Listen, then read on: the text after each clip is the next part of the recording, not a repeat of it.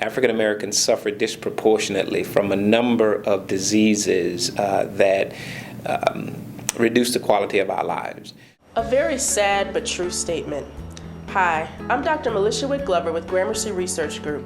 I'd like to take a few minutes of your time to talk to you about our physical activity research study. We're conducting this study because in 2007, 349 black women in Forsyth County died. They died from cancer, heart disease, stroke, and diabetes. In the United States, 8 out of 10 black women are overweight or obese.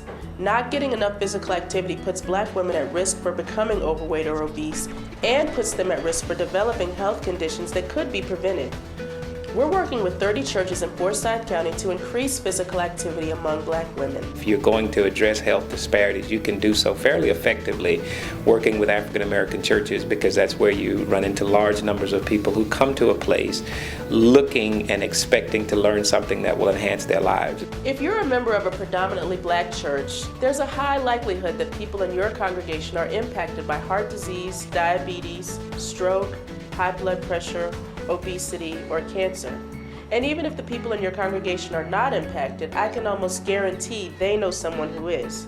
Increasing knowledge about healthy behaviors like physical activity is one way we, as a black community, can take charge of improving our own health and promote unity and more fruitful interactions within our churches. That part has been a blessing. We thought that we had a sisterhood thing going, but because we've been in close relationship with each other for the last year, we're really developing a real sisterhood now. So to the extent that we call each other for just to check in like we normally didn't do before. So it's definitely a stronger bond.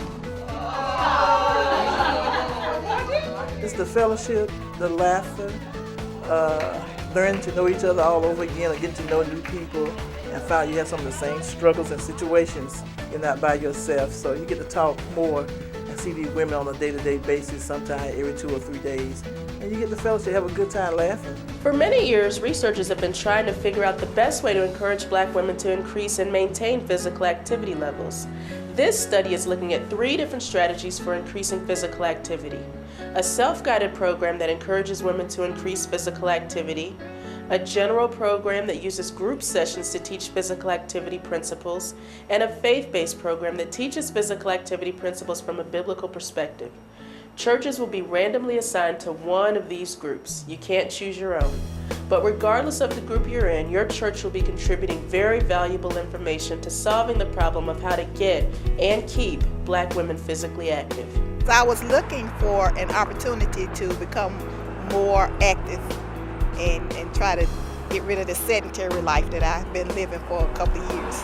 I just hope this experience kind of leads me into another area as I think about return into exercise and fitness. I would just like to go out like I'm doing now, talking to ladies and gentlemen, but specifically ladies, to encourage them to get more physically involved. So on Sunday morning, we're checking in. You got your pedometer on, and we also do, anytime that we're having more than an hour meeting, we usually do some type of exercise. We take a little break. We even do it on Sunday morning during services. Sometimes Pastor will tell us that we're not going to pass the plate today. You're going to get up and you're going to walk.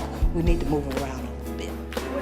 In church, before he preaches, he'll have everybody do their exercise. For like 3 minutes, you have to go around and greet somebody that you haven't met. You have to go from one side of the church to the other. If you're going to be a Christian holistically, you should be healthy in your mind, your body, your spirit, and your soul. So we're always trying to find ways so we can come together and be a healthy people. 3 John 2 says, "Beloved, I wish above all things that thou mayest prosper and be in health, even as thy soul prospers." We invite your congregation to join us as we work with the faith community to increase physical activity and improve health in Forsyth County. For more information, please contact us at 336-293-8540. You can never fully reach the potential. You can never do all that God has called you to be unless you are healthy from an optimal point of view. And so we think that it equips people to actually be more successful in fulfilling the call that God has placed upon their lives.